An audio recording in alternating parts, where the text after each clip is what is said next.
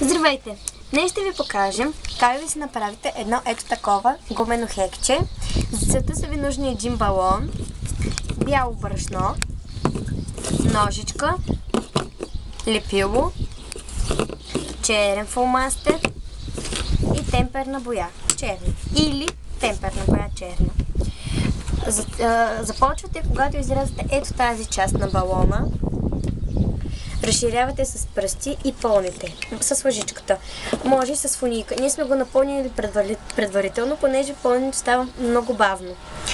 След това хващате балона и рисувате очички и уста.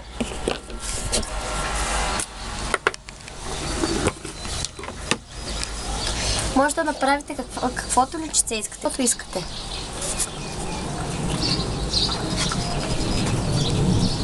Можете да не му правите лице, може да го оставите просто така.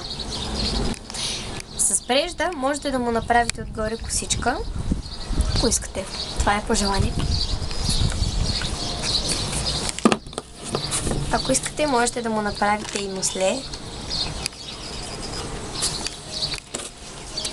С темперната боя естествено става по-хубаво, но ако решите да направите косичка, тези двете тук така отгоре ще ги отрежете на половинка, като да стане като панделка и го залепяте ето така.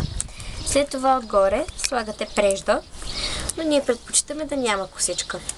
И това е крайният резултат на вашето хекче. Вие можете да си играете с него, можете да го ритате и жъга. И това е.